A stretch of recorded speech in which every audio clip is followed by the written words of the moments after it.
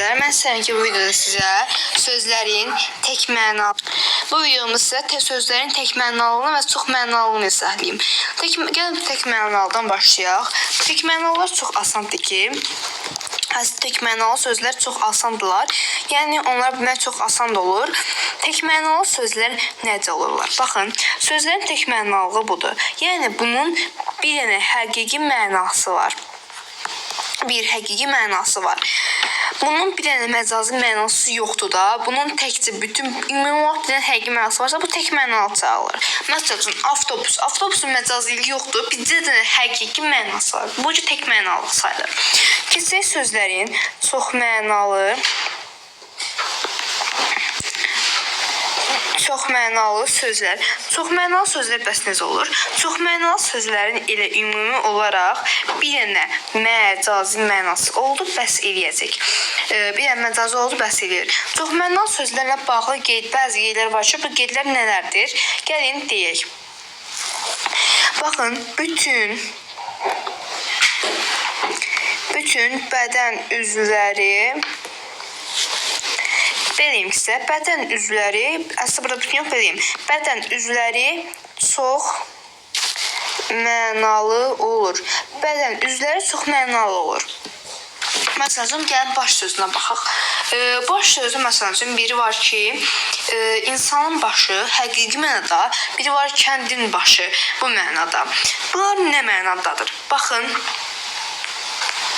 bunlar nə mənadadır? Gəlin deyim.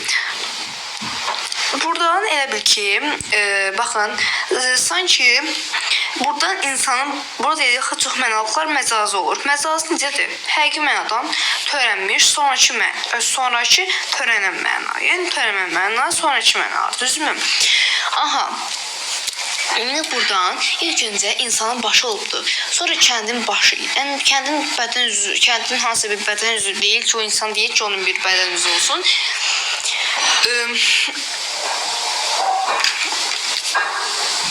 Aha, buradan indi gördüyünüz kimi, burada kəndin başda, yəni bu insan deyək ki, aha, yəni burada bənzədibdir. Yəni bu sonradan qazanılan bir mənadır. Məsələn, və yadda saxlaya bilərsiniz. Əfsanələr necə olur? Əfsanələrdə məcaziliklər olur, düzdürmü? Bunu çox mənalı, əgər qarşındakı insanı öyrədirsinizsə, bunu belə də öyrədə bilərsiniz. Məsələn üçün, tutaq ki, çox mənalıqdır, düzdürmü?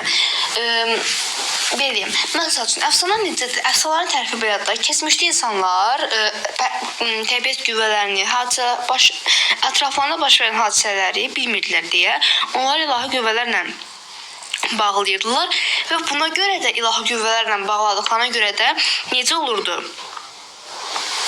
Bəli, ilahi qüvvələrlə bağladıqlarına görə də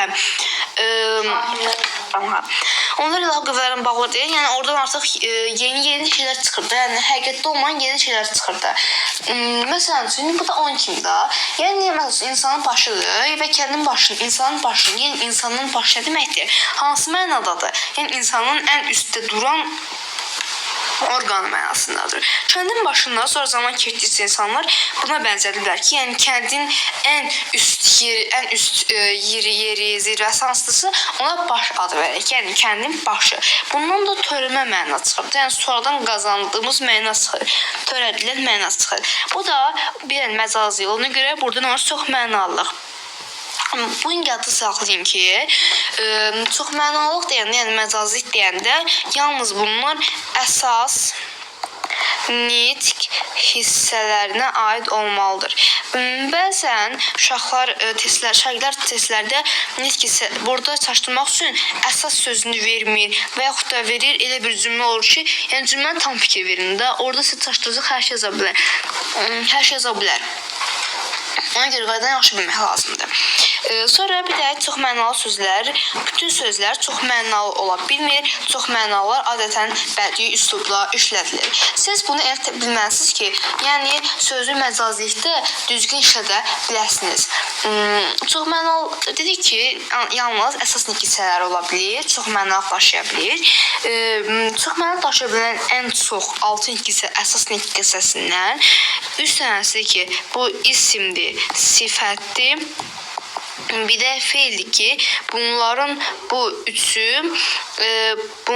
üçü baxın da göstərim müstəqil çəkim. Qabın qəşəng yazım. İsim, sifət,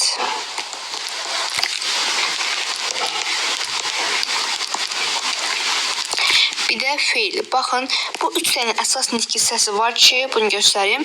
Bunlar ən çox məcazlikdə ola bilir. Ən çox zilikdə ola bilər. Bunlar ən çox ki, bunlar məcazlikdə işlənmir. Yəni digər 3 dənə nitq hissəsi ki, özür dilərim. Yəni digər 3 dənə nitq hissəsidir ki, o əvəzlikdir, zərfdir, saydır, onun da nitqisi, o da çox mənalı ola bilər. Sadəcə ən çox olanları bu olur. Testdə ola bilər ki, məsəl üçün sizə yaza